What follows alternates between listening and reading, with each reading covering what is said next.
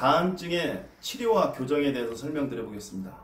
다한증에 대한 치료는 첫째 이제 양방적인 개념과 한방적인 개념이 좀 약간 다릅니다. 먼저 양방적인 개념은 교감신경을 이렇게 절제하는 방법, 또 보톡스를 시술하는 방법, 그리고 전기적인 이온 영동법을 이용해서 치료하는 방법, 그 다음에 신경 전달 물질을 차단할 수 있게끔 약을 복용하는 방법, 그 다음에 이제 피부에 직접 바르는 그런 방법들이 있습니다.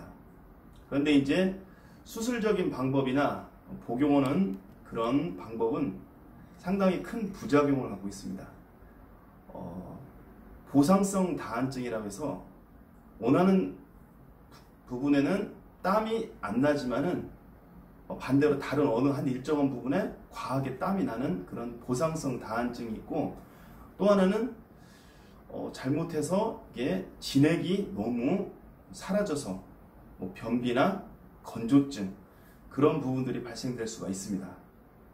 대충 양방적인 개념은 유튜브나 인터넷 자료를 보면 굉장히 많이 보실 수가 있습니다. 또 한방적인 개념을 보게 되면 심장의 과한 열을 낮추고 보호해서 땀을 억제하는 방법이 있습니다. 그래서 첫 번째는 이 사람이 굉장히 실증을 갖고 있냐, 아니면 너무 기운이 떨어져 있는 허증이냐 따라서 실증이면 낮춰서 보호해주고, 허증, 곧 이런 땀구멍에 힘이 떨어져서 그냥 땀이 흘러나오는 그런 경우는 보호해서 근육이나 그런 땀구멍에 힘을 줘서 땀을 조절하는 방법이 있습니다. 그런데 이 다한증 치료는 완치의 개념보다는 그냥 개선된다는 개념으로 치료를 하는 거지 완치라는 방법은 아직까지는 없는 것 같습니다. 그런데 가장 자연적이고 가장 부작용도 없으면서 또 효과면에서도 양방 한방 치료와 뒤지지 않는 것이 바로 교정 치료입니다. 먼저 교감신경을 절제하는 부분인 흉추 4, 5번과 그리고 흉추 교감신경을 절제하는 부분은 4, 5번이고 그에 더불어서 흉추 8번과 9번만 정확하게 교정을 해주면은 보상성 다한증이라는 그런 부작용, 또 건조증이라는 부작용, 기타 다른 부작용도 없이 효과도 굉장히 빠르면서 지금 가지고 있는 다한증이 효과적으로 빨리 개선되는 것을 여러분들이 확인할 수 있습니다.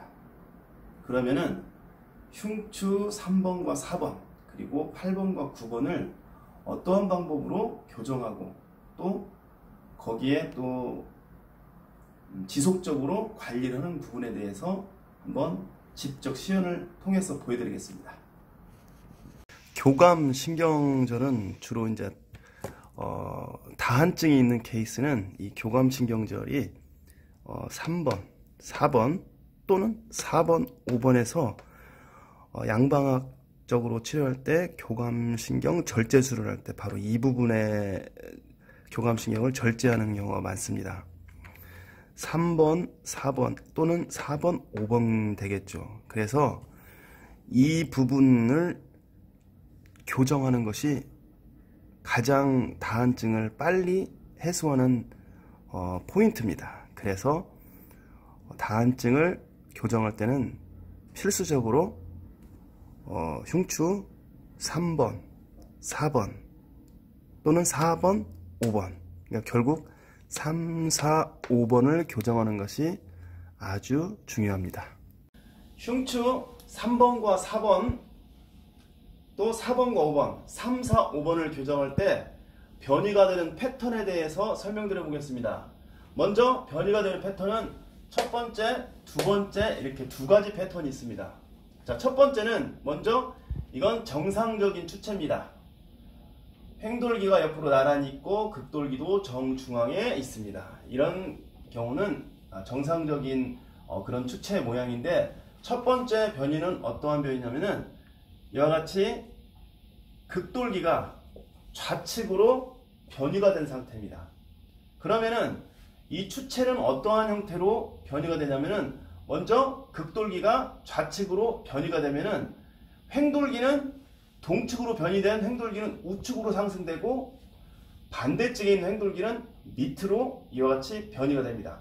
그러면서 동측에 있는 횡돌기는 전방으로 약간 돌고 반대쪽에 있는 횡돌기는 하방과 후방을 같이 동시에 이루어지는 변이를 일으킵니다. 이게 척추의 운동에 보면은 타입 1 형태, 좌측 쿨시 좌회전, 우측 쿨시 우회전, 그 패턴이라고 보시면 됩니다. 그래서 결국은 동측에 있는 횡돌기는 위로 상승되고 반대쪽에 있는 횡돌기는 하방이 됩니다. 그리고 하방됨과 동시에 뒤쪽으로 등 뒤 정면으로 약간 후방까지 같이 이루어집니다. 그래서 이제 교정하는 방법은 이 극돌기를 밀어서 교정하면 교정이 잘 이루어지지 않습니다. 가장 쉽게 교정하는 방법은 먼저 횡돌기 교정을 먼저 해야 됩니다. 그래서 상승되고 전방화된 횡돌기를 건드리면 자꾸 더 전방화돼서 교정이 어렵습니다. 그래서 이쪽에 있는 횡돌기는 교정할 필요가 없습니다. 반대쪽에 있는 이 횡돌기를 상방으로 쳐 올리고 정면으로 밀어넣는 두 가지 방법을 해서 교정을 이루어지면은 이 횡돌기 자체가 위로 쉽게 상승이 되고 또 극돌기도 정상 자리로 쉽게 돌아옵니다. 그리고 마무리로 이 극돌기를 변이가 된 반대쪽으로 밀어서 위에 정상화된 추체처럼 만들어주면 되는 겁니다. 또 두 번째 케이스는 이거와 반대니까 이번에는 극돌기가 우측으로 변이가 됐습니다. 그렇게 되면은 우측으로 변이된 쪽의 횡돌기는 상승되고 앞으로 전방화되고 반대쪽에 있는 횡돌기는 밑으로 하방되면서 뒤로 후방되는 그런 현상으로 변이가 됩니다. 교정 방법은 똑같습니다.